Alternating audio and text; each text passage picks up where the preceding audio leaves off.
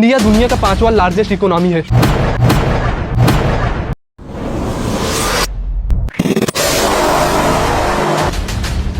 पर सवाल ये नहीं है कि इकोनॉमी कितनी बड़ी है, सवाल ये है आम आदमी की जिंदगी कितनी बेहतर हुई है।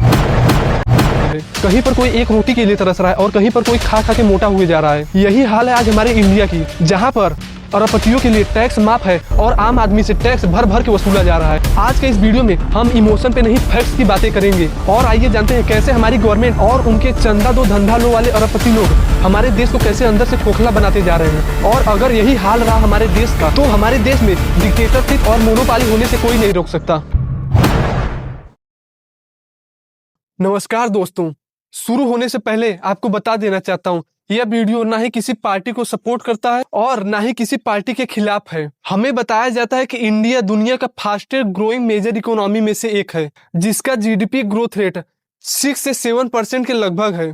पर सवाल ये है, क्या ये ग्रोथ रेट आम आदमी तक पहुंच पा रहा है? इंडिया में 1% लोग देश की लगभग 40% से ज्यादा वेल्थ को कंट्रोल कर रहे हैं। बॉटम 50% लोगों के पास सिर्फ 3% वेल्थ है।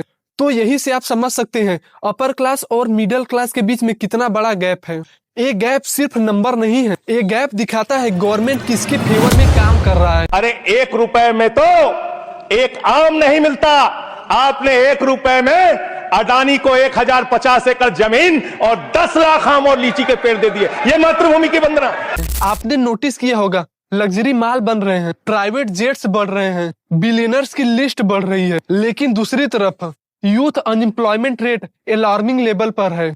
ग्रेजुएट्स को जॉब नहीं मिल रही। गिग इकोनॉमी में सिक्योरिटी के बगैर लोग काम कर रहे हैं। एक तरफ यूनिकॉर्न स्टार्टअप और दूसरी तरफ डिग्री होल्डर्स जो 10 से 15 हजार रुपए के लिए स्ट्रगल कर रहे हैं। इंडिया में मिडिल क्लास लोग ज्यादा हैं और यही लोग इंडिया के सबसे बड़े टैक्स पेयर भी हैं और सबसे ज्यादा इग्नोरेड भी। सैलरी आती है, ईएमआई जाती, टैक्स कट जाता है और सेविंग ऑलमोस्ट जीरो। ना फ्री स्कीम मिलता है और ना ही लग्जरी एफोर्ड हो पाता है। मिडिल क्लास सिर्फ काम करता है और सिस्टम को चलाता है, फिर भी उनकी आवाज सबसे कम सुनी जाती है। आपको यह बात जानकर हैरानी होगी, इंडियन गवर्नमेंट किसानों का कर्ज माफ नहीं करती, लेकिन हिंदुस्तान के सबसे अमीर अरबपतियों का 16 लाख करोड़ रुपयों को माफ किया है। लाखों करोड़ रुपए नरेंद्र मोदी जी ने हिंदुस्तान के सबसे अमीर लोगों का माफ किया है।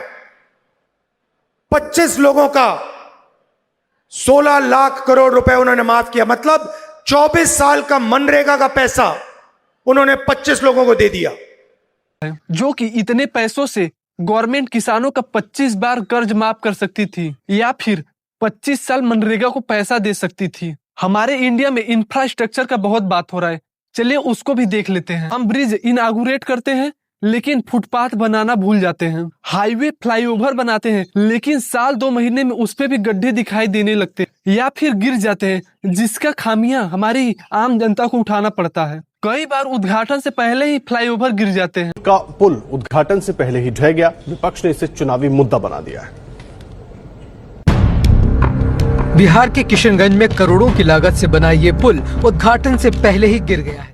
ऐसा ही एक केस मुंबई को देखने को मिल रहा है, जहां पर मेट्रो पिलर ऑटो रिक्शा पर कोलैप्स कर जाता है। एक की तो जान चली जाती है, अभी 3 लोग घायल भी हैं। ये ब्रिज अभी अंडर कंस्ट्रक्शन है, मतलब ब्रिज बनने से पहले ही वह गिरना चालू हो गया। यह तो हमारे इंडिया की आम बात है दोस्तों, जहां ब्रिज बनते और गिरते रहते हैं और मीडिया उस इंसिडेंट को कवरेज करती है। गवर्नमेंट उनकी फैमिली को लाख 2 लाख रुपए का रिलीफ देते हैं, लेकिन अगले साल फिर ऐसा ही केस देखने को मिलता है।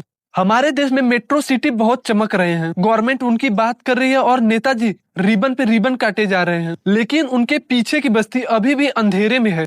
स्मार्ट सिटी के पोस्टर लगे हैं लेकिन ड्रेन्स अभी ओवरफ्लो करते रहते हैं। डेवलपमेंट का मतलब सिर्फ बिल्डिंग नहीं होता, डेवलपमेंट का मतलब बेसिक फैसिलिटी भी होता है। ये कुछ एजुकेशन सिस्टम पर भी बात कर लिया जाए। इंडिया सबसे ज्यादा यूथ पॉपुलेशन वाले देशों में से एक है। यहाँ हर साल करोड़ों स्टूडेंट स्कूल और कॉलेज जाते हैं, फिर भी सवाल ये है क्या हम सच में एजुकेट हो रहे हैं या सिर्फ डिग्रियां बांट रहे हैं। इंडिया का एजुकेशन सिस्टम सिर्फ एक ही चीज पर टिका हुआ है, वह है रट्टा। जो बच्चा डिफिनेशन याद कर लेता है वो इंटेलिजेंस कहलाता है और जो सवाल पूछता है वो डिस्टर्बिंग स्टूडेंट बन जाता है। क्रिएटिविटी क्रिटिकल थिंकिंग और प्रॉब्लम सॉल्विंग। ये सब सिलेबस के एक्स्ट्रा टॉपिक हैं, मार्क्स के काम नहीं आते, ये सब कहकर इन सभी चीजों को छोड़ दिया जाता है। और जब जिंदगी में असली प्रॉब्लम आती है तब यही चीजें काम आती हैं। स्टूडेंट 10 से 12 साल स्कूल जाते हैं, लेकिन उनकी सिलेबस कॉम्पिटिटिव एग्जाम से बहुत अलग होता है। इसी कारण जब स्टूडेंट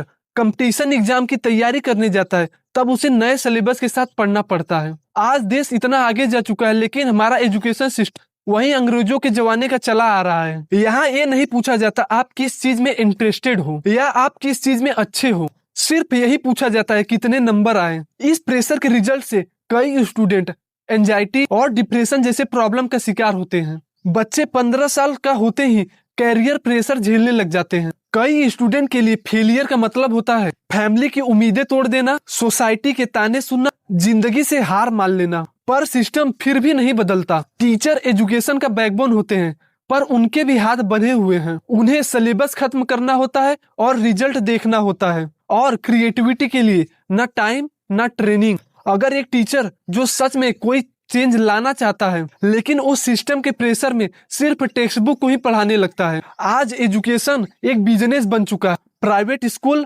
कोचिंग इंस्टीट्यूट और इंट्रेंस एग्जाम फैक्ट्री, ये सभी लोग एजुकेशन को एक धंधा बना लिए हैं। पेरेंट अपनी पूरी सेविंग लगा देते हैं और स्टूडेंट अपना बचपन, और फिर भी गारंटी नहीं होती सक्सेस की। इस वीडियो का मतलब ये नहीं इंडियन एजुकेशन सिस्टम बिल्कुल बेकार है।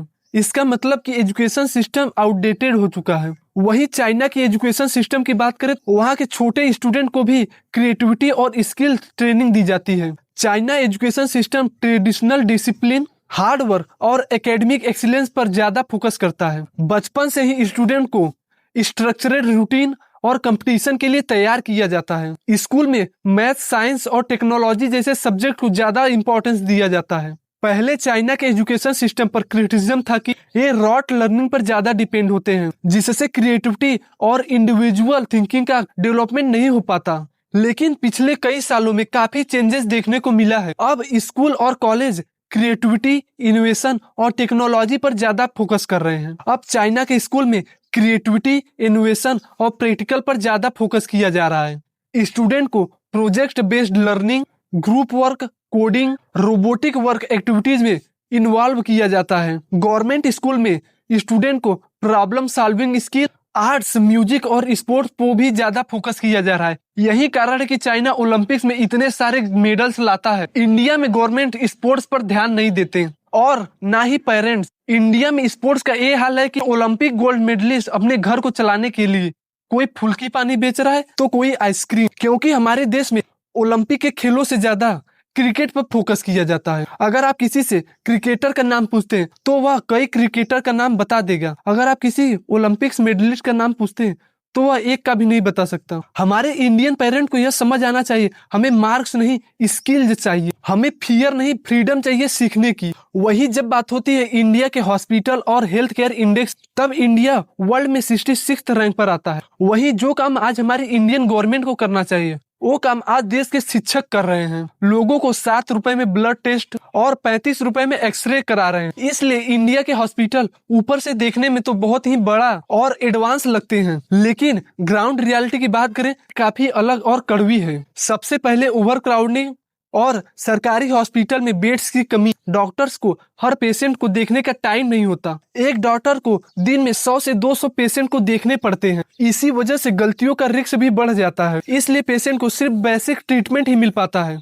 प्राइवेट हॉस्पिटल का सिचुएशन थोड़ा कम है, पर वहाँ भी प्रॉब्लम कम नहीं है। यहाँ पर ट्रीटमेंट से ज्यादा बिजनेस मॉडल चलता है। कई बार अननेसेसरी टेस्ट, स्कैन और प्रोसीजर लिख दिए जाते हैं सिर्फ बिल बनाने के लिए। पेशेंट को डराया जाता है अगर ये टेस्ट नहीं करवाया तो जान जा सकती है। पुअर पेशेंट के साथ तो और भी बुरी हालत होती है। पैसा न होने पर या तो उन्हें लेट ट्रीटमेंट दिया जाता है या फिर बिल्कुल ही मना कर दिया जाता है, और इमरजेंसी केस में भी पहले पैसे मांगा जाता है, जो एक इंसानियत पर बड़ा सवाल है। नर्स और जूनियर स्टाफ का भी शोषण होता है, उनसे ज्यादा काम कराया जाता है और सैलरी कम। लॉन्ग शिफ्ट करवाई जाती है। इसका असर सीधे पेशेंट केयर पर पड़ता है, क्योंकि एक थके हुए स्टाफ को भी बेड रेस्ट चाहिए होता है। सच ये है कई इंडियन हॉस्पिटल सिस्टम में अच्छे डॉक्टर और हॉस्पिटल भी हैं, लेकिन ओवरऑल सिस्टम फ्लॉयड है। जब तक हेल्थ केयर सिर्फ पैसा कमाने का जरिया माना जाता रहेगा, तब तक पेशेंट एक कस्टमर बना रहेगा। और वही बात करें हमारे देश के गवर्नमेंट और पॉलिटिशियन की, तो उन्हें भी देश से कोई मतलब नहीं। कभी किसी के पैरों में गिर जाते हैं तो कभी किसी को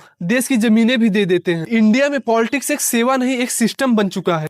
free scheme, emotional speech, religion, fear और नेशनलिज्म का झांसा दिया जाता है। फ्री बिजली, फ्री पानी, फ्री शिक्षा, फ्री बसें, free scooty, free mixie, free gold.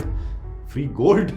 Free gold भी दोस्तों 8 ग्राम फ्री सोना शादीशुदा औरतों के लिए, इसकी भी एक समय पर बात करी जाती थी। लेकिन इलेक्शन के बाद रोड वही टूटी हुई, हॉस्पिटल वही भरे हुए और स्कूल वही खाली मिलते हैं। साल 2017 में उन्नाव जिले में एक 17 साल की लड़की का बीजेपी एमएलए कुलदीप सिंह सेनागर ने रेप किया और विक्टिम के आरोपों के बाद भी पुलिस ने केस दर्ज नहीं किया और परिवार को धमकी भी मिलने लगी। 2018 में लड़की के पिता पुलिस कस्टडी में मारे गए, जिससे केस और ज्यादा गंभीर हो गया। 2019 में विक्टिम के साथ कार एक्सीडेंट हुआ, उसमें से विक्टिम की आंटी की मौत हो गई। केस की जांच सीबीआई को दे दी गई और मुकदमा दिल्ली में ट्रांसफर हुआ और दिसंबर 2019 में दिल्ली कोर्ट ने सेनागर को दोषी माना और लाइफ इम्प्रिजनमेंट दे दी। लेकिन सबसे शॉकिंग बात यह है, वही दिल्ली कोर्ट ने 23 दिसंबर 2025 को उसी बीजेपी एमएलए को बेल दे दिया, यह कहकर कि वह 7 साल जेल में रह चुका है। ये बात सभी लोग जानते कि वही रेपिस्ट है, लेकिन किसी के अंदर इतनी पावर नहीं उसे कुछ कोई बोल पाए। ये हाल है आज हमारी इंडिया की। बाकी वीडियो इन्फॉर्मेटिव लगा हो तो चैनल को सब्सक्राइब